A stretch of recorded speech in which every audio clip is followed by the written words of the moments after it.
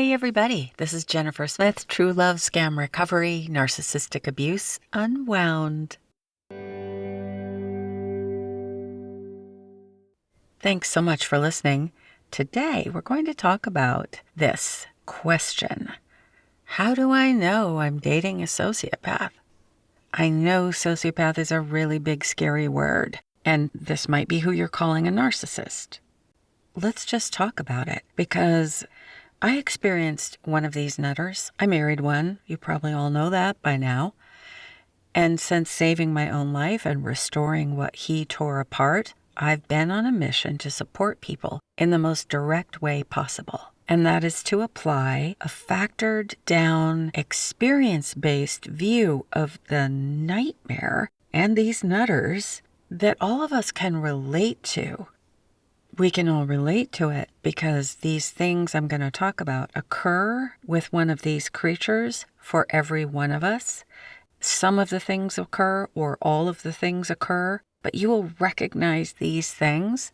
And if you're recognizing these things, this person is a sociopath. This might be who you're calling a narcissist. And they will be this way for the rest of their lives. They are this way through nothing that has anything to do with us. Okay, let's get into it. Out of this factored down objective and root point of view, we can break down the things that we have all experienced. This is really simply done because these creatures have very specific traits and behaviors. Every one of them shares these traits and behaviors, and we each experience some or all of them. Understanding these traits is foundational to escaping, recovering, and restoring our lives. Really, comprehending makes this unique and horrible experience, well, I'll say simpler. It's never simple, but simpler, and I'll take it. So how do we know? How do we know we're dating or are married to a sociopath? Well, there's an arc of behaviors that go on when we're in this dynamic with sociopath and normal person. And we're all normal. Even if you're ADHD, depressed, have other post-traumatic stress, whatever, we're normal. This abnormal brain of theirs, what I'm calling the sociopath, is something so diabolically different that there is a massive difference, even if we do have some kind of mental health challenge ourselves. Okay, that said, normal brain, abnormal brain. So what does it feel like? What does sociopaths do? And this might be who you're calling a narcissist. In the beginning, it seems magic.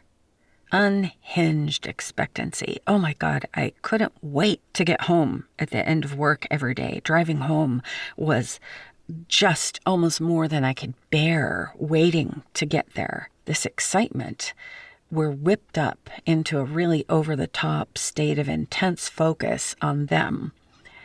And for me, like in the example of driving home, it was very uncomfortable. It wasn't joyful excitement. Think about that. And then for some of us, at the same time, what we feel, even in this beginning, magic beginning, is reluctance, something nagging at us.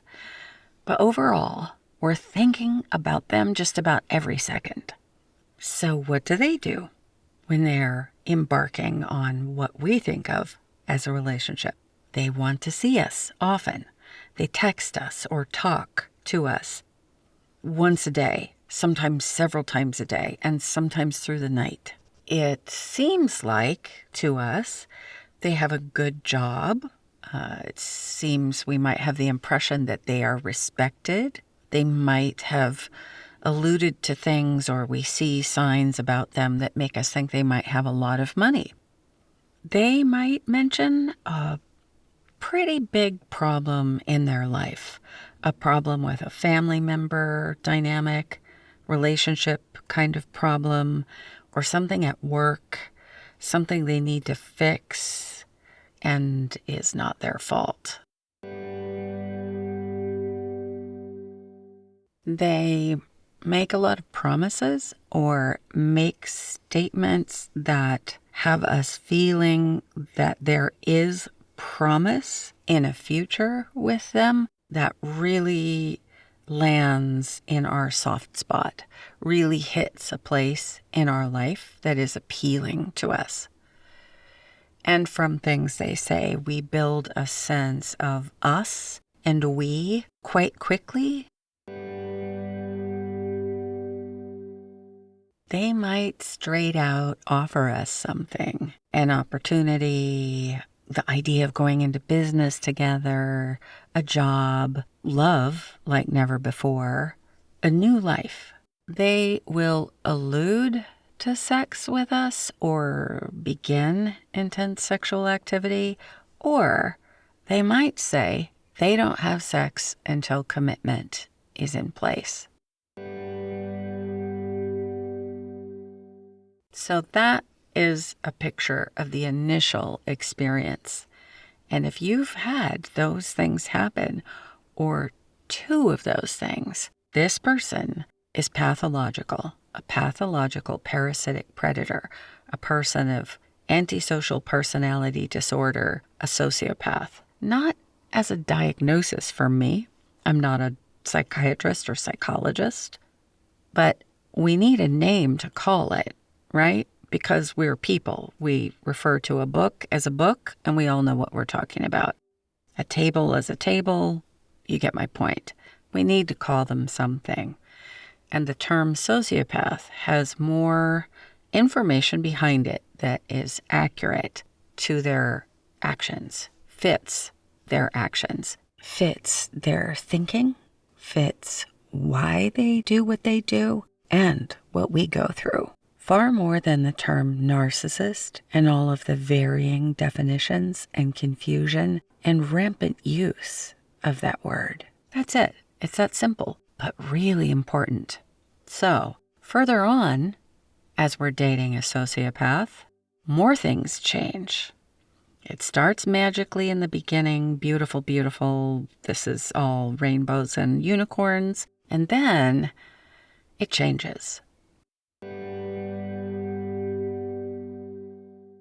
Dating a sociopath changes, and we all know I'm talking about changes in a bad way, a not at all good way, and we've been hooked in. We stay around even when things shift and change, at least for a while. We stay because we're normal. Normal people build relationships. We don't end relationships. We don't end friendships lightly or easily. It's normal that we stay. We try to resolve things and build things and straighten things out. That's the way we were born. That's our brain. That's what human beings do. And that's great. So when we're dating a sociopath, how does a sociopath's behavior shift as time passes? One thing will be that this person who promised so much doesn't follow through, or those promises don't come out the way we thought they were meant to. There's disappointment in us about what's not happening. There might be a time they say something kind of strange, or they said one thing and then we thought that was their backstory in their life or an experience they had, but then they say something different to that another time. For example, in my case, the nutbag I married told me about a grant he got for a project. And he told me the dollar amount that he received in the grant, which was pretty gigantic. He said, $4 million. And then in front of me, to someone else, I heard him say the grant award monies were $4.5 million. This adds up to us often really early on discovering that what they say doesn't mean very much. There isn't much behind it. It's floaty, fluttery, changeable. People on the outside looking in would think, well, can't you see that person's a liar? Why are you still there? But we do. what normal people do. We rationalize what doesn't seem quite right around us. We make sense of things that don't make sense because normal people need cognitive harmony. Another shift in their behavior or odd behavior that many of us experience, though not all of us, is you might have the quite painful experience of them telling you that there is a part of their life that you cannot be part of. We might realize or be told that we're cut off of, blocked from their social media, or they may tell us or give us the impression that they don't have social media. They're lying.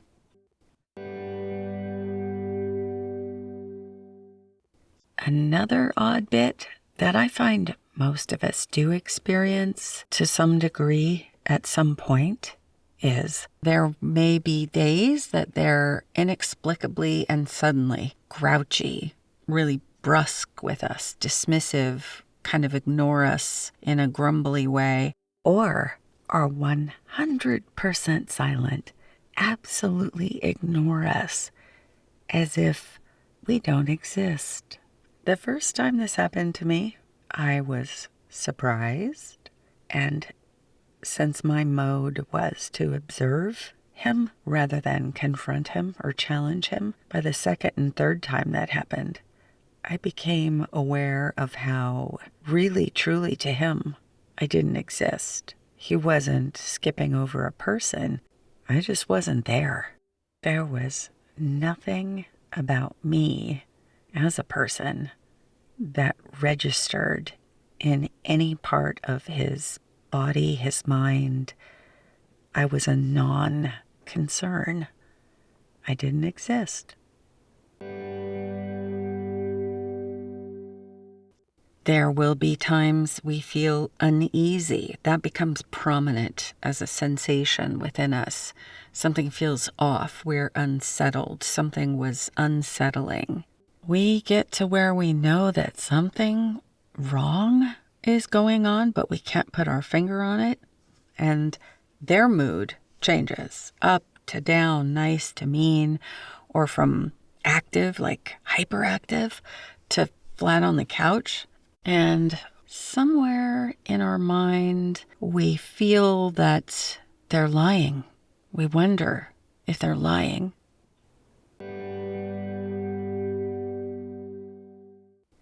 If all of that wasn't enough, there is more.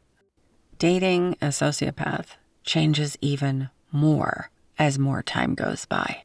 We come to a point where it just doesn't seem like they understand what we're saying and we don't understand them. We often remember the feelings from the early days or a certain moment, and we're grasping for that, which is natural. And we want to fix problems, which is absolutely normal. We try to make a connection again, but it's all as slippery as trying to hold water in your hand. So this is the way things are going. They don't talk to us, or they ignore our texts.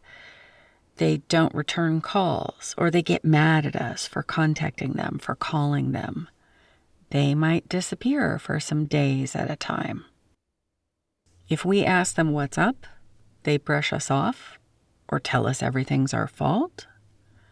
They might tell us to just trust them and then everything would be okay. We really begin to suspect or even discover that they're seeing other people, sleeping with other people. And the sex gets weird, or they get weird about sex with us.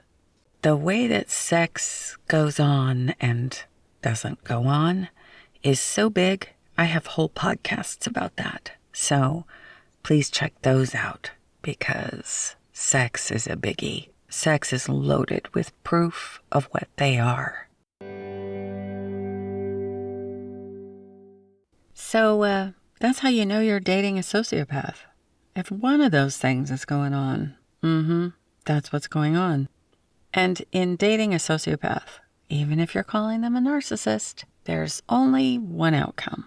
It starts off peachy and shiny and goes to weird, odd, bad, to worse, much, much, much, much worse, to really scary. And eventually they're making unfounded accusations, if they haven't already, calling us names, loser, whore, greedy, disgusting, other bad things. Some of them might show some of us violence. Not all of them are violent with all of their prey.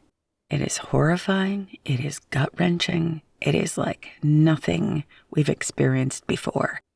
But here's the amazing thing. None of it is about us. What am I talking about? What do you mean it's not about us? This was a relationship, right? Or was it? What are they really doing?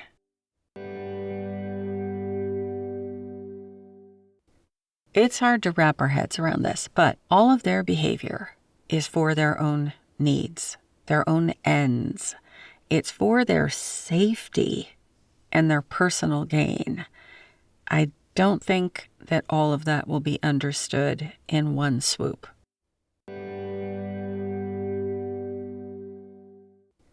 I really, really hope this has helped you sort some more things out, have another epiphany about what's going on or what to do for yourself next.